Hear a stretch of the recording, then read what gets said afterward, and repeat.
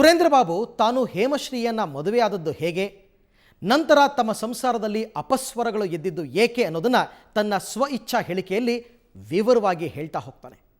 ಆ confession statement ಬಹಳ ಕುತೂಹಲ ಕೆರಳಿಸೋದು. 2012 ಅಕ್ಟೋಬರ್ 8ನೇ ತಾರೀಕಿನಂದು ನಡೆದ ಘಟನೆಗಳ ಬಗ್ಗೆ ಸುರೇಂದ್ರ ಬಾಬು ಹೇಳೋದಕ್ಕೆ ಆರಂಭ ಮಾಡಿದಾಗ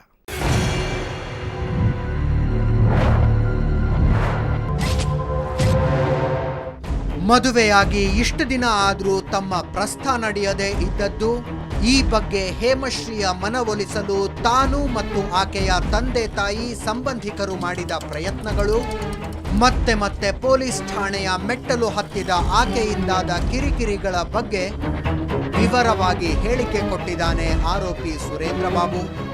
ಕೊನೆಗೆ ಹೇಮಶ್ರೀಗೂ ತನಗೂ ತಕ್ಕ ಮಟ್ಟಿಗೆ ಆತ್ಮೀಯತೆ ಬೆಳೆದ ನಂತರ ತನ್ನ ತಲೆಯಲ್ಲಿ ಬಂದ ಯೋಜನೆಗಳ ಬಗ್ಗೆ ಹೇಳ್ತಾ ಹೋಗ್ತಾನೆ. ನನ್ನ ಹೆಂಡತಿಯನ್ನ ಕರೆದುಕೊಂಡು ಒಂದು ವಾರ ಪ್ರವಾಸಕ್ಕೆ ಹೈದರಾಬಾದ್ ಮತ್ತು ಇತರ ಕಡೆಗಳಿಗೆ ಹೋಗಿ ಬಂದ್ರೆ ನನ್ನ ಹೆಂಡತಿ ನನ್ನ ಜೊತೆ ದಾಂಪತ್ಯ ಜೀವನ ನಡೆಸಬಹುದೆಂದು ತೀರ್ಮಾನಿಸಿ ಈ ವಿಷಯವನ್ನ ನನ್ನ ಹೆಂಡತಿ ಬಳಿ ಹೇಳಿದಾಗ ಅವಳು ಇದಕ್ಕೆ ಒಪ್ಪಿದ್ಲು. ಈ ವಿಷಯವನ್ನ ನನ್ನ ಹೆಂಡತಿಯ ಬಳಿ ಪ್ರಸ್ತಾಪಿಸಿದಾಗ ಅವರು ಸಮ್ಮತಿಸಿದ್ರು. ಸೋಮವಾರ ದಿನಾಂಕ 18/10/2012 ಹೊರಡುವುದಾಗಿ ತಿಳಿಸಿದನು. ಹೇಮಶ್ರೀ ಈ ಹಿಂದೆಯೂ ನನ್ನ ಜೊತೆಯಲ್ಲಿ ಇರುವುದಾಗಿ, ಸಂಸಾರ ಮಾಡುವುದಾಗಿ ತಿಳಿಸಿ ನಂತರ ತಾನು ಜೊತೆಯಲ್ಲಿ ಇರುವುದಿಲ್ಲ ಎಂದು ಮನಸ್ಸು ಬದಲಾಯಿಸಿಕೊಳ್ಳುವುದನ್ನ ಮಾಡುತ್ತಿದ್ಲು. ಒಂದು ವೇಳೆ ಈಕೆ ಹೋಗುವಾಗ ಪ್ರವಾಸಕ್ಕೆ ನಿರಾಕರಿಸಿದರೆ ಏನಾದರೂ ಮಾಡಿ 7-8 ದಿನ ನನ್ನ ಜೊತೆ ಇಟ್ಟುಕೊಂಡ್ರೆ ಆಕೆಯ ಮನಸ್ಸು ಪರಿವರ್ತನೆ ಆಗಬಹುದೆಂಬ ಉದ್ದೇಶದಿಂದ ಹೋಗುವ ಮುನ್ನ ನಮ್ಮ ಲಾಯರ್ ಆಫೀಸ್ ಇರುವ ಅವೆನ್ಯೂ ರಸ್ತೆಯ ಕಟ್ಟಡದಲ್ಲಿರುವ ವಾಸಾ ಸೈಂಟಿಫಿಕ್ ಕಂಪನಿ ಎಂಬ ಹೆಸರಿನ ಫಾರ್ಮಾಸ್ಯೂಟಿಕಲ್ಸ್ ಅಂಗಡಿಗೆ ಹೋಗಿ 313 ರೂಪಾಯಿಗಳನ್ನು ಕೊಟ್ಟು 500 ml ಕ್ಲೋರೋಫಾರ್ಮ್ ಬಾಟ್ಲನ್ನು ಖರೀದಿಸಿದ್ದೆನು. ನನ್ನ ಹೆಂಡತಿ ಹೇಮಶ್ರೀ ಹೋಗುವಾಗ ಮಾರ್ಗ ಮಧ್ಯೆ ಬರಲು ನಿರಾಕರಿಸಿದಲ್ಲಿ ಆಕೆಗೆ ಕ್ಲೋರೋಫಾರ್ಮ್ ಹಾಕಿ ಪ್ರಜ್ಞೆ ತಪ್ಪಿಸಿಯಾದರೂ ಆಕೆಯನ್ನ ನನ್ನ ಜೊತೆ ಒಂದು ವಾರ ಇಟ್ಟುಕೊಳ್ಳಬೇಕೆಂಬ ಉದ್ದೇಶದಿಂದ ಖರೀದಿಸಿದೆನು.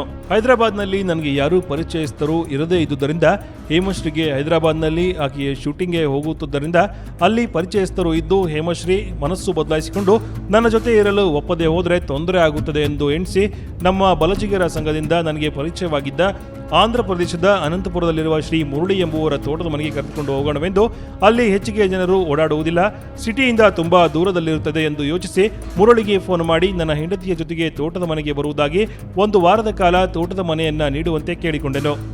ಅದಕ್ಕೆ ಮುರಳಿಯು ಒಪ್ಪಿಕೊಂಡನು. ದಿನಾಂಕ 8/10/2012 ನಾನು ಕ್ಲೋರೋಫಾರ್ಮ್ ತಂದಿದ್ದ ಬಾಟಲ್ ದೊಡ್ಡದಾಗಿದ್ದರಿಂದ ಮನೆಯಲ್ಲಿದ್ದ ಒಂದು ಚಿಕ್ಕ ಬಾಟಲ್ ಅನ್ನು ತೆಗೆದುಕೊಂಡು ದೊಡ್ಡ ಬಾಟಲ್ನಿಂದ ಚಿಕ್ಕ ಬಾಟಲ್ಗೆ ಕ್ಲೋರೋಫಾರ್ಮ್ ಹಾಕಿಕೊಂಡು ಚಿಕ್ಕ ಬಾಟಲ್ ಅನ್ನ ನನ್ನ ಜೇಬಿನಲ್ಲಿ ಇಟ್ಟುಕೊಂಡೆನು. ಹಾಗೂ ದೊಡ್ಡ ಬಾಟಲ್ ಅನ್ನ ನನ್ನ ಕಾರಿನ ಮುಂಭಾಗದ ಸೀಟಿನ ಹಿಂಬದಿ ಇರುವ ಬ್ಯಾಗಲ್ಲಿ ಇಟ್ಟೆನು. ನನ್ನ ಕಾರ್ ಚಾಲಕನಾದ ಸತೀಶ್ ಎಂಬುವನೊಂದಿಗೆ ಮನೆಯನ್ನ ಬಿಟ್ಟೆನು. ಹಾಗೆ ಮನೆಯಿಂದ ಹೊರಟ ನಂತರ ಕೆಲ ಸ್ನೇಹಿತರನ್ನ ಭೇಟಿಯಾಗಿದ್ದರ ಬಗ್ಗೆ ಸುರೇಂದ್ರ ಬಾಬು ಹೇಳಿಕೆ ಕೊಡ್ತಾನೆ. ಆಗ ಈತನ ಮೊಬೈಲ್ಗೆ ಫೋನ್ ಮಾಡಿದ ಹೇಮಶ್ರೀಯ ತಾಯಿ ಲೀಲಾವತಿ ಅವರು ಇನ್ನೂ ಯಾಕೆ ಬರಲಿಲ್ಲ, ನನ್ನ ಮಗಳನ್ನ ಪ್ರವಾಸಕ್ಕೆ ಕರ್ಕೊಂಡು ಹೋಗೋದಿಲ್ವಾ ಅಂತ ಕೇಳಿದ್ರಂತೆ. ಅದಕ್ಕಿವನು ರಾತ್ರಿ ಪ್ರವಾಸ ಚೆನ್ನಾಗಿರುತ್ತೆ ಅಂದನಂತೆ.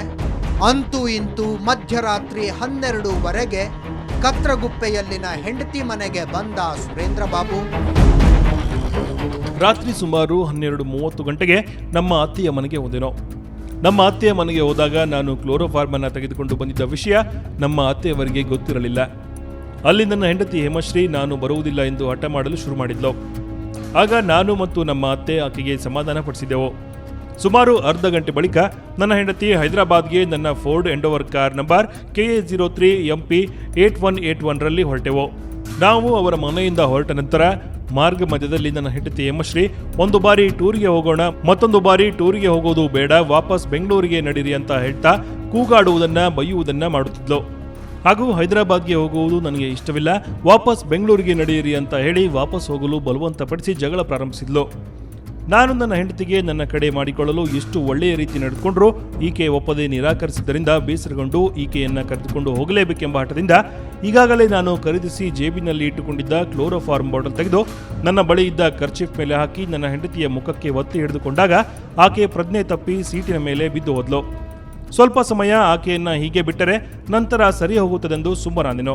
ಹಾಗೂ ದಾರಿಯಲ್ಲಿ ಹೋಗುವಾಗ ಆಗಾಗ್ಗೆ ಹೇಮಶ್ರೀ ಎಚ್ಚರವಾದಂತಾದಾಗ ಕರ್ಶಿಫ್ನಿಂದ ಕ್ಲೋರೋಫಾರ್ಮ್ ಅನ್ನ ಆಗಾಗ್ಗೆ ಹೇಮಶ್ರೀಯ ಮೂಗಿನ ಬಳಿ ಹಿಡಿಯುತ್ತಿದ್ದೆನು. ಹೀಗೆ ಶುರುವಾಗಿತ್ತು ಚಿತ್ರನಟಿ ಹೇಮಶ್ರೀಯ ಸಾವಿನ ಯಾತ್ರೆ. ಈ ಹೇಳಿಕೆಯನ್ನು ಸ್ವತಃ ಸುರೇಂದ್ರ ಬಾಬುನೇ ಕೊಟ್ಟಿದ್ದಾನೆ. ಅಂದಮೇಲೆ ಆತನಿಗೆ ಶಿಕ್ಷೆ ಆಗೋದು ಗ್ಯಾರಂಟಿ ಅಂತ ನಿಮಗೆ ಅನಿಸಿರಬಹುದು. ಆದರೆ ಹಾಗಾಗೋದಿಲ್ಲ. ಯಾಕೆ ಅನ್ನೋದನ್ನು ಒಂದು ಸಣ್ಣ ಬ್ರೇಕ್ನ ನಂತರ ಹೇಳ್ತೀವಿ.